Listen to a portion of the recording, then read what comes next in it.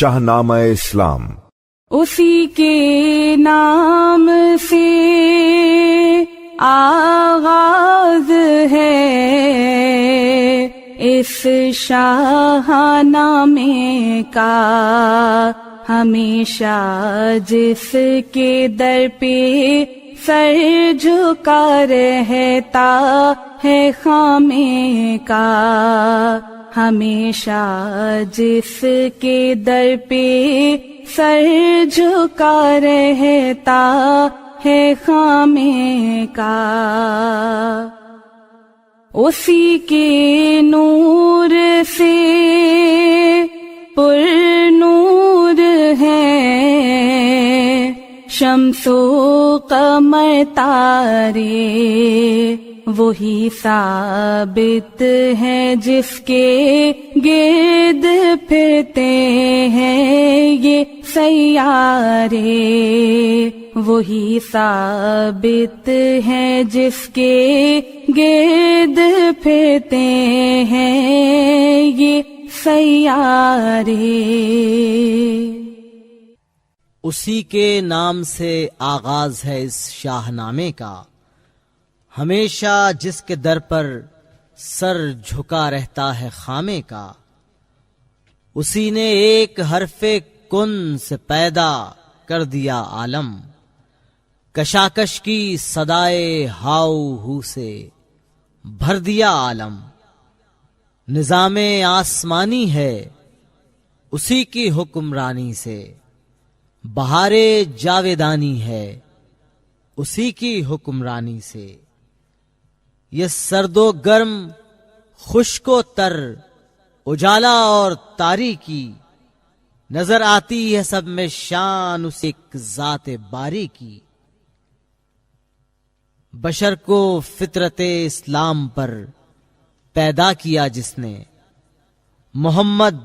مصطفیٰ کے نام پر شیدا کیا جس نے۔ السلام علیکم۔ آج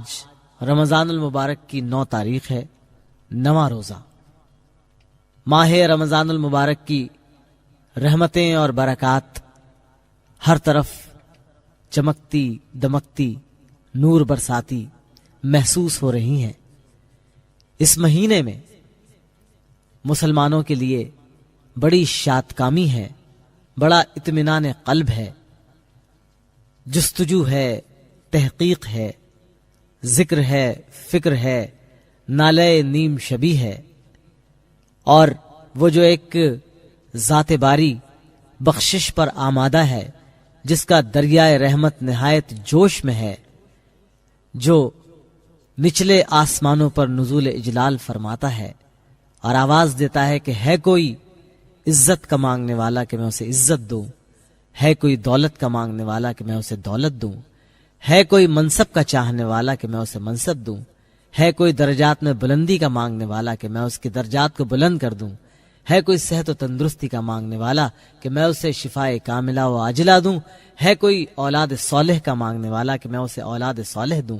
ہے کوئی اپنی مصیبتوں اور غموں سے چھٹکارے کی طلب کرنے والا کہ میں اس کو ہر حزن و ملال سے آزاد کر دوں۔ اس کا دریائے رحمت نہایت جوش پر ہے، اور ایسے میں جس انداز میں، جس طرح بھی، جس خوبی کے ساتھ، جس خلوص کے ساتھ، جتنے حضور قلب کے ساتھ اس کا ذکر کیا جائے یا اس کے محبوب پر لاکھوں درود و سلام بھیجے جائیں وہ کم ہے۔ نوازش ہی نوازش ہے، کرم ہی کرم ہے، داتا برسا رہا ہے، جھولی پھیلانا ہمارا کام ہے۔ اسی ماہ مقدس میں ابو الاسر حفیظ جالندری کا شاہنامہ اسلام بھی ایک ذکر کی صورت ہے، خالق حقیقی کے شکر کی، اس کے ذکر کی، اور سرکار دو عالم پر صلاۃ و سلام بھیجنے کی، اور اصحاب رسول پر، اور ان بلند پایہ ہستیوں پر کہ جن کی بے مثال قربانیوں نے اسلام کے ننھے سے پودے کو ایسا تناور درخت بنا دیا، ایسا چھتنار شجر بنا دیا کہ اس کے سائے میں آج تک ہم بہت سکون سے بیٹھے ہوئے ہیں۔ یہ نعمت، یہ دولت، یہ خزانہ یوں راتوں رات بیٹھے بٹھائے نہیں مل گیا ہے، بلکہ اس کے لیے ایسی قربانیوں کی تاریخ رقم کی گئی ہے کہ جس کی کوئی مثال نہیں ملتی۔ شاہنامہ اسلام انہی قربانیوں کا تذکرہ ہے۔ اگر جنگ بدر نہ ہوتی اگر جنگ بدر میں سرکار دو عالم رو رو کے گڑ گڑا کے اپنے عریشے سے یہ دعا نہ مانگتے کہ اے رب العالمین اگر چند نفوس کی یہ جماعت آج کفار کے مقابلے میں مٹ گئی تو پھر تا قیامت تیرا نام لینے والا کوئی نہیں ہوگا، تو آج شاید یہ 1 ارب مسلمان نظر نہ آتے۔ سو شاہنامہ اسلام اسی رمضان المبارک کی، اسی غزوہ بدر کی، اسی غزوہ خندق کی، اسی غزوہ احزاب کی یاد تازہ کرتا ہے۔ کل ہم تاریخ کے ساتھ ساتھ سفر کرتے ہوئے شاہنامہ اسلام کے اس موڑ پر تھے کہ جب سردار عتبہ بن ربیعہ کے ناکام ہو کر چلے جانے کے بعد اور ابو طالب کو سرکار دو عالم کے 2 ٹوک یہ جواب دے دینے کے بعد کہ اے چچا اگر یہ میرے ایک ہاتھ پر سورج اور ایک ہاتھ پر چاند بھی لا کر رکھ دیں تو میں اس تبلیغ سے، اس دعوت سے منہ نہیں موڑوں گا، چاہے پوری دنیا میرے مخالف کیوں نہ ہو جائے، میں ایک ذات واحد کی پرستش نہیں چھوڑوں گا۔ اور حضرت ابو طالب نے کہا تھا کہ اب کوئی خوف کوئی فکر مجھے بھی نہیں ہے، میں مکمل طور پر ہر طرح سے تمہارے ساتھ ہوں۔ بھتیجے کے یقین کامل نے ان کے دل میں بھی یقین کی شمع جلا دی تھی کہ اس کا بال بھی بیکا نہیں ہو سکتا۔ اس کے بعد اگلا حربہ کفار مکہ کا یہ تھا کہ انہوں نے سماجی مقاطعہ کر دیا سرکار دو عالم، اصحاب رسول اور بنو ہاشم کے ایک بڑے حصے کا، کہ نہ سامان رسد آ سکتا ہے، نہ سامان تجارت آ سکتا ہے، نہ روزمرہ استعمال کی چیزیں لی جا سکتی ہیں، اور نہ ہی کھانے پینے کی اشیاء، غلہ، اناج ان تک پہنچنے دیا جائے گا۔ ایک عہد نامہ لٹکا دیا گیا دیوار کعبہ پر، جس کی روح سے تمام قبائل کو پابند کر دیا گیا کہ بنو ہاشم کو اور خاص طور پر محمد اور ان کے ساتھیوں کو کسی قسم کی کوئی امداد نہیں دی جائے گی، ان سے کوئی تعلق نہیں رکھا جائے گا، شادی بیاہ نہیں ہوگی، کسی قسم کی کوئی بھی ان کے ساتھ رشتے کی، تعلق کی بات نہیں بنے گی۔ 3 برس شیب ابی طالب میں مسلمانوں نے جس طرح زندگی گزاری ہے، پتے چبا کر، چمڑے کو ابال ابال کے دے کر، بچے روتے رہتے تھے، ماؤں کی نگاہیں آسمان کی طرف لگی ہوتی تھیں، تذبذب کے اور اضطراب کے عالم میں حضرت عمر کا ہاتھ کبھی شمشیر پر جاتا، کبھی حضرت علی بےتاب ہو جاتے، کبھی حضرت حمزہ شیر خدا حضور پاک صلی اللہ علیہ وسلم کے پاس آ کے عرض کرتے، مگر محسن انسانیت خاموش تھے، چپ تھے۔ اللہ کی رضا یہی تھی اور سب کو تلقین یہی تھی کہ صبر و شکر کے ساتھ یہ تنگی کے دن گزارنے ہیں۔ 3 برس کے بعد سرکار دو عالم کو اللہ تعالیٰ نے اشارہ دیا کہ وہ جو عہد نامہ تھا اسے دیمک چاٹ چکی ہے۔ آپ نے ابو طالب سے یہ بات عرض کی اور ابو طالب نے سرداران قریش تک یہ پیغام پہنچایا، مگر جن کی دلوں پر، جن کے کانوں پر، جن کی آنکھوں پر مہریں لگ چکی ہوں، وہ کبھی بھی راہ راست پر نہیں آتے۔ یہاں تک کہ اللہ رب العالمین نے سرکار دو عالم سے یہ کہہ دیا تھا کہ تم اپنے آپ کو ہلاکت میں مت ڈالو، جن کے لیے تاریکی لکھ دی گئی ہے، جن کے لیے ہدایت نہیں ہے، وہ کبھی بھی ہدایت نہیں پا سکتے۔ ہم شاہنامہ اسلام میں چلتے ہیں اسی موڑ پر کہ جہاں سرکار دو عالم نے یہ اطلاع دی ہے کہ اس سماجی مقاطعے کے معاہدے کو دیمک چاٹ چکی ہے۔ ابھی طالب اٹھے گھر سے نکل کر شہر میں آئے تھے، جن کے دستخط اس عہد نامے پر وہ بلوائے، کہا میرے بھتیجے سے ملی ہے یہ خبر مجھ کو، دکھاؤ چل کے وہ تحریر اپنی ایک نظر مجھ کو، میں اس کو چھوڑ دوں گا، قول ہے اس کا اگر باطل، وہ حق پر ہے تو پھر اس عہد نامے کا اثر باطل۔ تبختر کی ادا سے ہنس پڑا بو جہل بد گوہر، اتارا عہد نامہ دیکھ کر سب رہ گئے ششدر، کہو ظاہر پرستو کیا یہ امر اتفاقی تھا، جو فانی تھا وہ فانی تھا، جو باقی تھا وہ باقی تھا۔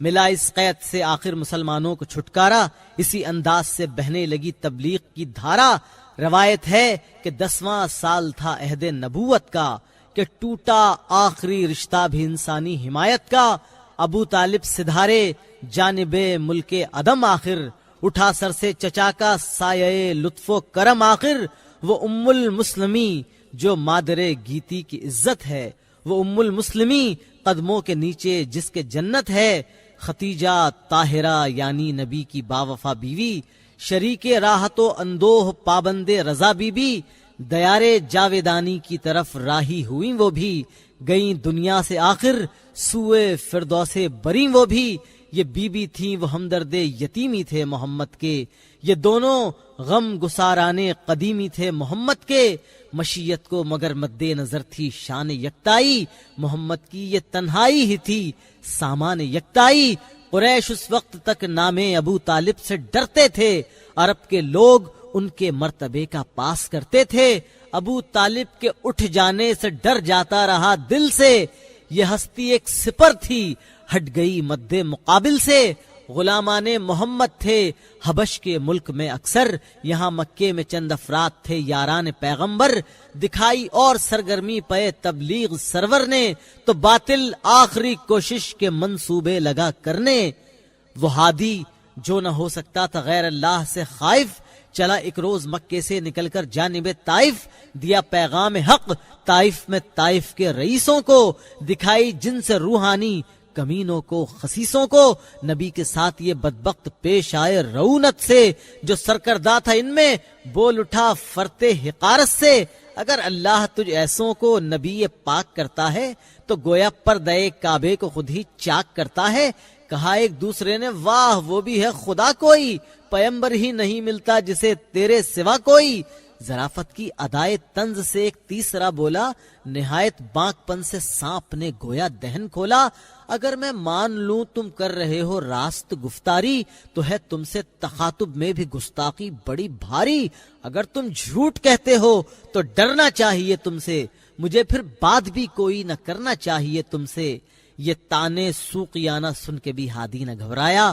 اٹھا اور اٹھ کے اطمینان و آزادی سے فرمایا کہ حق پر دل نہیں جمتا تو اچھا خیر جانے دو، یہ پیغام ہدایت شہر والوں کو سنانے دو۔ یہ کہہ کر شہر کی جانب چلا اسلام کا ہادی، سنایا قیدیان لات کو پیغام آزادی، مگر بھڑکا دیا لوگوں کو ان تینوں شریروں نے، دکھائی شیطنت شیطان کے سچے مشیروں نے۔ بڑے انبوہ در انبوہ پتھر لے کے دیوانے، لگے میں پتھروں کا رحمت عالم پہ برسانے۔ وہ ابر لطف جس کے سائے کو گلشن ترستے تھے، یہاں طائف میں اس کے جسم پر پتھر برستے تھے۔ وہ بازو جو غریبوں کو سہارا دیتے رہتے تھے، پیا پے آنے والے پتھروں کی چوٹ سہتے تھے۔ وہ سینہ جس کے اندر نور حق مستور رہتا تھا، وہی اب شق ہوا جاتا تھا، اس سے خون بہتا تھا۔ فرشتے جن پہ آ کر جبین شوق رکھتے تھے، وہ پائے نازنی زخموں کی لذت آج چکھتے تھے۔ جگہ دیتے تھے جن کو حاملان عرش آنکھوں پر، وہ نالین مبارک خاک و خو سے بھر گئیں یکسر۔ بشر کی عیب پوشی کے لیے جس کو اتارا تھا، بشر کی چیرہ دستی سے وہ دامن پارا پارا تھا۔ زمین کا سینہ شق تھا اور فلک کا رنگ رخ فق تھا، کہ ساری عمر کا حاصل شکارے جور ناحق تھا۔ حضور اس جور سے جب چور ہو کر بیٹھ جاتے تھے، شقی آتے تھے بازو تھام کر اوپر اٹھاتے تھے، اسی مہمان نوازی کا نمونہ پھر دکھاتے تھے۔ خدائے قاہر و قہار کا صبر آزماتے تھے۔ یہ جسمانی عقوبت، اس پہ ترا رنج روحانی، خدا پر مزح کا کرتے تھے یہ بیدات کے بانی۔ کوئی کہتا تھا آپ اعجاز اپنا کوئی دکھلائیں، کم از کم یہ تو ہو ہم پر یہ پتھر ہی پلٹ آئیں۔ کوئی کہتا تھا تم پر سے بلا کیوں ہٹ نہیں جاتی، ہمارے غرق ہونے کو زمین کیوں پھٹ نہیں جاتی۔ کوئی کہتا تھا میں ایسے خدا سے ڈر نہیں سکتا کہ جو اپنے پیمبر کی حفاظت کر نہیں سکتا۔ غرض یہ بانیان شر، یہ فرزندان تاریکی، نبی پر مشق کرتے جا رہے تھے سنگ باری کی، مگر اس رنگ میں جب تک زبان دیتی رہی یارا، دعائے خیر ہی کرتا رہا اللہ کا پیارا۔ بالآخر جان کر بے جان ان لوگوں نے منہ موڑا، لہو میں اس وجود پاک کو لتھڑا ہوا چھوڑا۔ غلام با وفا زید ابن حارث ڈھونڈتا آیا، متاع نور کو طائف سے کندھوں پر اٹھا لایا۔ حد نخلا میں آ پہنچا بحال خستہ و غمگین، وہاں چشمے پہ لا کر زخم دھوئے پٹیاں باندھی۔ کہا سرکار ان لوگوں کے حق میں بد دعا کیجئے، شکایت اس جفا و جور کی پیش خدا کیجئے، زمین کو حکم دیجئے ان لعینوں کو ہڑپ کر لے، اسی کا بوجھ ہیں یہ لوگ، ان کو پیٹ میں بھر لے۔ فلک کو حکم دیجئے پھٹ پڑے ان کینہ کاروں پر، بجائے آب سے آگ طائف کی بہاروں پر۔ جناب رحمت للعالمین نے ہنس کے فرمایا کہ میں اس دہر میں قہر و غضب بن کر نہیں آیا۔ اگر کچھ لوگ آج اسلام پر ایمان نہیں لاتے، خدائے پاک کے دامان وحدت میں نہیں آتے، مگر نسلیں ضرور ان کی اسے پہچان جائیں گی، در توحید پہ ایک روز آ کر سر جھکائیں گی۔ میں ان کے حق میں کیوں قہر الہی کی دعا مانگوں، بشر ہیں بے خبر ہیں کیوں تباہی کی دعا مانگوں؟ یہ فرما کر نبی نے ہاتھ اٹھا کر ایک دعا مانگی، خدا کا فضل مانگا، خوئے تسلیم و رضا مانگی، دعا مانگی الہی قوم کو چشم بصیرت دے، الہی رحم کر ان پر، انہیں نور ہدایت دے، جہالت ہی نہ رکھا ہے صداقت کے خلاف ان کو، بیچارے بے خبر انجان ہیں، کر دے معاف ان کو، فراخی ہمتوں کو، روشنی دے ان کے سینوں کو، کنارے پر لگا دے ڈوبنے والے سفینوں کو، الہی فضل کر کوہسار طائف کے مکینوں پر، الہی پھول برسا پتھروں والی زمینوں پر۔ رسول اللہ پھر طائف سے مکے کی طرف آئے، برائے دعوت و تبلیغ حق پھر سر بکف آئے۔ یہاں بہرے تجارت سب قبائل لاتے جاتے تھے، رسول پاک انہیں جا کر پیام حق سناتے تھے۔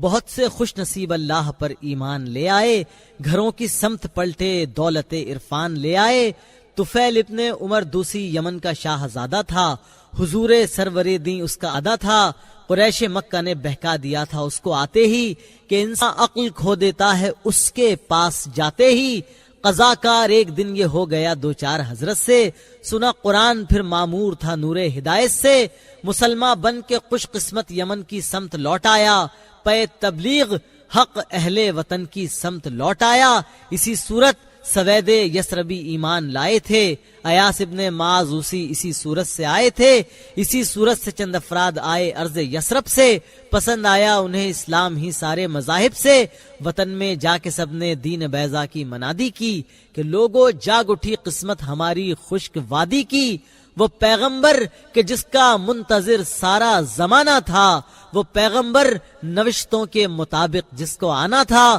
اسی کو دیکھ کر آئے ہیں ہم مکے کی بستی میں۔ خدا کا نام لیتا ہے جہان بت پرستی میں، سنو ہم نے کلام اس کا سنا ہے اپنے کانوں سے، جو صورت ہم نے دیکھی کہہ نہیں سکتے زبانوں سے۔ خدا کے فضل سے ہم سب مسلمان ہو کے آئے ہیں، دلوں سے بت پرستی کی نجاست دھو کے آئے ہیں۔ یہ سن کر غلغلہ سا پڑ گیا اطراف یسرب میں، اخوت اثر نو آ چلی اشراف یسرب میں۔ یہاں کے رہنے والے اوس و خزرج کے قبائل تھے، نہایت بامروت اہل دل اہل وسائل تھے۔ یہ باہم بھائی بھائی تھے مگر آپس میں لڑتے تھے، بڑی مدت سے خانہ جنگیوں میں گھر اجڑتے تھے۔ یہودی بھی یہاں تھے اور معزز سمجھے جاتے تھے، یہ ساہوکار دھنا سیٹ بن کر سود کھاتے تھے۔ بتوں کو چھوڑ کر اور حب مالو جاہ کو تج کے، مسلمان ہو چلے آخر گھرانے اوس و خزرج کے۔ لیا جانے لگا ختم الرسل کا نام، یسرب میں لگا ہر سمت پھلنے پھولنے اسلام۔ یسرب میں حسد کرنے لگی قوم یہود اس دین و ملت سے، بنے بیٹھے تھے وہ لوگوں کے آقا ایک مدت سے۔ یہاں مکے میں دنیا تنگ تھی ایمانداروں پر، کہ روندے جا رہے تھے پھول کیسے جسم خاروں پر۔ نبوت نے اجازت دی کہ یسرب میں چلے جاؤ، وطن والوں کے ظلم و تعدی سے اما پاؤ۔ بشارت ہے وہاں پر امن بخشے گا خدا تم کو، یہاں صبح وطن ہے خندے دندہ نما تم کو۔ صحابہ پر اگرچہ قہر کے بادل برستے تھے، بیچارے سانس آزادی سے لینے کو ترستے تھے۔ نہ تھا آسان منہ اپنے وطن سے موڑ کر جانا، رسول پاک کو مکے میں تنہا چھوڑ کر جانا، مگر فرمان محبوب خدا فرمان باری تھا، مسلمانوں کا شیوہ طاعت گزاری تھا۔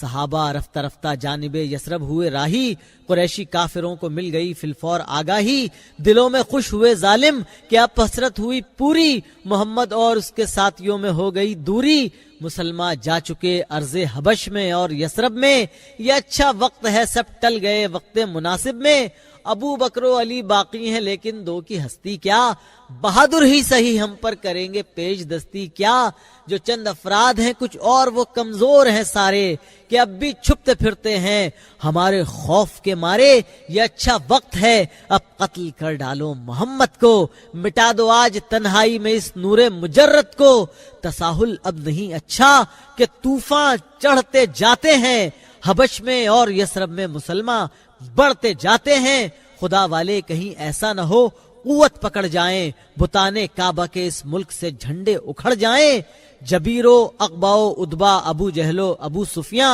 نظر بو بختری حارث امیہ اور ایک شیطان، یہ سب ایوان ندوہ میں اکٹھے ہو گئے آ کر قبائل کے نمائندے بٹھائے ساتھ بلوا کر تھا شیطان نجد کے ایک بے حیا بوڑھے کی صورت میں کہ چل کر دور سے آیا تھا آج اس بزم لعنت میں ہوئے ایوان کے در بند تقریریں لگی ہونے، نبی کو قتل کر دینے کی تدبیریں لگی ہونے، نظر آتی تھی اس بوڑھے کو ہر تجویز میں خامی، وہ کہتا تھا مبادہ پیش آئے کوئی ناکامی، بلاخر سوچ کر ابو جہل نے ایک بات بتلائی، یہی تجویز اس شیطان بوڑھے کو پسند آئی، کہا اس نے کہ ہر کنبے سے ایک ایک آدمی چن لو، کوئی باقی نہ رہ جائے قبیلہ، یہ ذرا سن لو، یہ نکلے آج شب کو لے کے خوں آشام تلواریں، محمد پر یہ تلواریں سبھی یکبارگی مارے، نبی کا جسم عبرت کا نظارہ ہو کے رہ جائے، مجسم نور وحدت پارا پارا ہو کے رہ جائے، یہی تجویز اچھی ہے، یہی ترکیب ہے کامل کہ ہوگا اس طرح ہر ایک قبیلہ قتل میں شامل، کریں اس خون کا دعویٰ مسلمہ یا بنی ہاشم تو مل کر سب قبیلے جنگ میں ان سے نمٹ لیں ہم، غرض طے پا گئی آخر یہی تجویز شیطانی، قسم کھا کھا کے لوگوں نے نبی کے قتل کی ٹھانی، سفینہ مہر کا جس دم شفق کے خون میں ڈوبا، کیا تاریکیوں نے دن پہ چھا جانے کا منصوبہ، کئی فتنے جگا کر رات نے پھیلا دیے دامن، فضا پر لشکر ظلمات نے پھیلا دیے دامن، مسلط ہو گئیں خاموشیاں دنیائے ہستی پر، ستاروں کی نگاہیں جم گئیں مکے کی بستی پر، نہیں تھا دامن کعبہ پہ زمزم مشق جاری تھا، چٹانیں دم بخود تھیں وادیوں پر ہول تاری تھا، نظر آتی ہو جس میں روشنی وہ ایک ہی گھر تھا، مسلح پر وہاں جو شخص بیٹھا تھا پیمبر تھا، عبادت ختم کی تسکین و اطمینان سے اس نے، اٹھا باندھی کمر اللہ کے فرمان سے اس نے، جگایا نیند سے شیر خدا کو اور فرمایا کہ فرما ہجرت یثرب کا ہے میرے لیے آیا، مثال موسیٰ و داؤد ہجرت فرض ہے مجھ پر، کمال دین حق اتمام حجت فرض ہے مجھ پر، اٹھو دیکھو کہ تلواروں سے گھر محصور ہے میرا، کہ میری قوم کو اب قتل ہے منظور ہی میرا، نکلنا اور اس عالم میں تلواروں پہ چلنا ہے مگر حکم خدا ہے اس لیے مجھ کو نکلنا ہے، یہ چادر اوڑھ لو سو جاؤ آ کر میرے بستر پر، محافظ ہے وہی رکھو بھروسہ شان داور پر، یہ مال و زر انہی لوگوں کا میرے پاس امانت ہے، امانت کا ادا کرنا ہی اسلامی دیانت ہے، خدا حافظ ہے دیکھو دل میں اندیشہ نہ کچھ لانا، یہ چیزیں ان کو پہنچا کر سوئے یثرب چلے آنا، علی نے حکم کی تعمیل کی اور اوڑھ لی چادر، با اطمینان آ کر سو گئے حضرت کے بستر پر، ارادہ کر لیا جب سرور عالم نے چلنے کا تو دیکھا راستہ مسدود ہے گھر سے نکلنے کا، درازوں میں سے جھانکا ہر طرف گہرا اندھیرا تھا مگر پہرے کھڑے تھے گھر کو جلادوں نے گھیرا تھا، اندھیرے میں چمک اٹھتی تھی بجلی کی طرح دھاریں، نظر آیا کہیں ہر سمت تلواریں ہی تلواریں، یاد ہی رات کا عالم یہ ہیبت ناک نظارہ، مگر ڈرتا نہ تھا باطل سے وہ اللہ کا پیارا، وہ دراتا ہوا وحدت کا دم بھرتا ہوا نکلا، تلاوت سورہ یاسین کی کرتا ہوا نکلا، گری برق نظر اس مجمع قاتل کی آنکھوں پر کہ پٹی خیرگی کی بند گئی باطل کی آنکھوں پر، کھچی ہی رہ گئی خونریز خوں آشام شمشیریں، کسی نے کھینچ دی ہوں جس طرح کاغذ کی تصویریں، خدا نے خاک غفلت ڈال دی کفار کے سر میں، رسول پاک پہنچے حضرت صدیق کے گھر میں، سنایا دوست کو فرمان حق یثرب کی ہجرت کا، نوید زندگی بخشی دیا مجدہ رفاقت کا، باوجلت دختر صدیق نے سامان کو باندھا، نطاق اپنی اتاری اس سے توشے دان کو باندھا، حبیب حق کی خوشنودی صلا تھا جوش خدمت کا، شرف پایا ہوئی ذات النطاقین آج سے اسما، ہوئے آزاد باطل کے حصار قہر سے دونوں، ابھی کچھ رات باقی تھی کہ نکلے شہر سے دونوں، نبی نے خانہ کعبہ کو دیکھا اور فرمایا کہ اے پیارے حرم میری تیری فرقت کا وقت آیا، تیرے فرزند اب مجھ کو یہاں رہنے نہیں دیتے، تیری پاکیزگی کا واس تک کہنے نہیں دیتے، جدائی عارضی ہے پھر بھی دل کو بے قراری ہے کہ تو اور تیری خدمت مجھ کو دنیا بھر سے پیاری ہے، یہ فرماتا ہوا آگے بڑھا اسلام کا ہادی، سراسر موم ہو کر رہ گئی یہ سنگ دل وادی، چڑھائی سخت تھی، سنگین و ناہموار رستہ تھا، نکیلے پتھروں کا فرش تھا، پرخار رستہ تھا، نبی کے پائے نازک ہر قدم پر چوٹ کھاتے تھے، دل صدیق کے جذبات زخمی ہوتے جاتے تھے، نہ دیکھا جا سکا پائے محمد کی جراحت کو، بسد اسرار کندھوں پر اٹھایا شان رحمت کو، اندھیرا پتھروں کے ڈھیر، کوہ سور کی گھاٹی، خدا ہی جانتا ہے یہ مسافت جس طرح کاٹی، بالآخر دو مسافر نزد غار سور آ ٹھہرے، مقدر تھا یہیں نورانیوں کا قافلہ ٹھہرے، گئے اندر ابو بکر اور اس کو صاف کرائے، ابا کو چاک کر کے روزنوں میں اس کو بھرائے، مہو خورشید نے برج سفر میں استراحت کی کہ تھا نوروز تاریخ یکم تھی سن ہجرت کی، ازل سے سو رہی تھی خاک کی توقیر جاگ اٹھی، یکایک اس اندھیرے غار کی تقدیر جاگ اٹھی، افق کے غرفے مشرق سے جب خورشید نے جھانکا، نظر آیا تماشا قاتلوں کی چشم حیراں کا،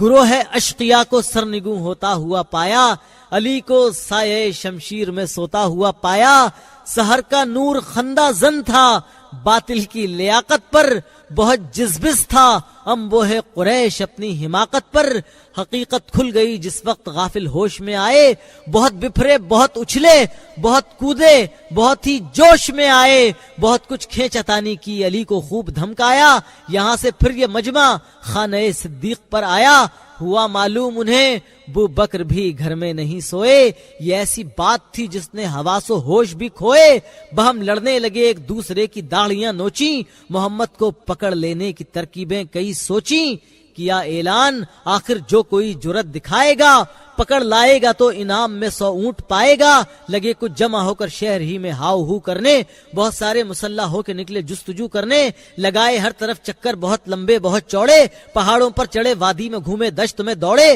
تعاقب میں کئی مشرک دہانے غار تک پہنچے، کئی بار اس مقام سید ابرار تک پہنچے، سنی ابو بکر نے قدموں کی آہٹ، دل ہوا پرغم، کہا دشمن قریب آئے ہیں فخر بنی آدم، کہا اللہ ساتھی ہے تو کیا اندیش ہے دشمن، رکن اللہ معانا پر نظر ہے دوست لا تحزن، اٹھا رکھی نہ اہل مکہ نے باقی کسر کوئی، نہیں پہنچا خدا کے پاک بندوں تک مگر کوئی، مسافر 3 روز و شب رہے اس غار کے اندر، غذا ملتی رہی تازہ بفضل خالق اکبر، سکون افشاں ہوا دنیا پہ چوتھی رات کا سایہ، تو عامر گھر سے ایک ناقہ کی جوڑی ساتھ لے آیا، ادب سے عرض کی ابو بکر نے اے رحمت باری، سوارے ناقہ ہو کر کیجئے چلنے کی تیاری، ہوا ارشاد اس ناقہ کی قیمت طے کرو پہلے، کہ ہم قیمت بغیر اس کو نہ لیں گے سوچ لو پہلے، اشارہ تھا مدد جز رحمت یزداں نہیں لیتے، خدا کی راہ میں انسان کا احسان نہیں لیتے، بقیمت لے کے ناقہ شان رحمت نے سواری کی، بڑھیں یسرب کی جانب نکھتیں باد بہاری کی، رسول اللہ اور صدیق تھے ایک پشت ناقہ پر، تھا عامر دوسری پر اور اس کے ساتھ ایک رہبر، بظاہر چند اہل کارواں معلوم ہوتے تھے، مگر ان کے جلوں میں 2 جہاں معلوم ہوتے تھے۔ یہ شب چلتے ہی گزری اور دن کی دوپہر آئی، عرب کی دھوپ نے شان تمازت اپنی دکھلائی، اٹھا طوفان آتش اس بیابانی سمندر میں، سمایا آ کے 100 ہاویہ ایک ایک پتھر میں، زمین انگارے اگلی آگ برسی آسمانوں نے، دھواں اٹھنے لگا جھلسی ہوئی کالی چٹانوں سے، فضا تھرا گئی سیل حرارت کے دریڑوں سے، ہوا گھبرا گئی امواج حدت کے تھپیڑوں سے، ازل کے روز سے یہ خاک یوں ہی پاک ہوتی تھی، وضو کرتی تھی ہر ذرے کا منہ کرنوں سے دھوتی تھی، کیا کرتی تھی غسل آفتابی اس لیے وادی کہ گزرے گا یہاں سے ایک دن اسلام کا ہادی، کیا آرام ایک پتھر کے سائے میں رسالت نے، مہیا کر لیا دودھ اس جگہ بھی جوش خدمت نے، ہوئی جس وقت ہلکی دھوپ کی وہ شعلہ سامانی، پیا شیر مصفا آپ نے چلنے کی پھر ٹھانی۔ شاہنامہ اسلام تاریخ کے اس موڑ پر ہے، اس غار کے قریب ہے، اس غار سور کے کہ جسے دیکھنے کے لیے آج بھی حجاز مقدس جانے والے بسط شوق جاتے ہیں۔ کیسا تنگ راستہ ہے، جو لوگ حجاز مقدس گئے ہیں وہ حیرت زدہ ہیں کہ اتنی بلندی پر حضرت ابو بکر صدیق نے اتنے دشوار گزار راستے پر سرکار دو عالم کو اپنے شانوں پر بٹھا کر کیسے سفر طے کیا ہوگا. وہاں تک پہنچتے پہنچتے نوجوانوں کی سانس پھول جاتی ہے. انتہائی دشوار گزار راستہ ہے اور وہاں پر روزانہ یقین کیجئے اور تصور کیجئے کہ روزانہ وہاں پر حضرت صدیق کے گھرانے کا نوجوان دونوں کے لیے کھانا لے کر آتا تھا. کیا راستہ ہے, کس قدر دشوار چڑھائی ہے. اور وہاں پر حضرت ابوبکر صدیق شانوں پر اٹھا کر سرکار دو عالم کو لے گئے, غار ثور میں قیام کیا. اس غار کے منہ پر مکڑی نے جالا تن دیا اور کفار مکہ باوجود کوشش کے, ان راستوں سے واقف اور آگاہ ہونے کے, غار ثور تک نہیں پہنچ سکے. اور آخر کار غار ثور سے بھی چلنے کا حکم ہوا اور ناقہ پر سوار سرکار دو عالم حضرت ابوبکر صدیق کے ساتھ عازم یثرب ہوئے. مگر اس دوران ایک اور حیرت انگیز واقعہ رونما ہوتا ہے اور سرکار دو عالم کے زبان مبارک سے نکلنے والے الفاظ حضرت عمر کے عہد میں پورے ہوتے ہیں. ایک شہزور اور ایک پہلوان سرکار کا تعاقب کرتا ہوا قتل کے ناپاک ارادے سے اس جگہ تک پہنچتا ہے. اس واقعے کی تفصیل انشاءاللہ کل شاہنامہ اسلام میں گوش گزار کی جائے گی. اب اجازت دیجیے, اللہ حافظ.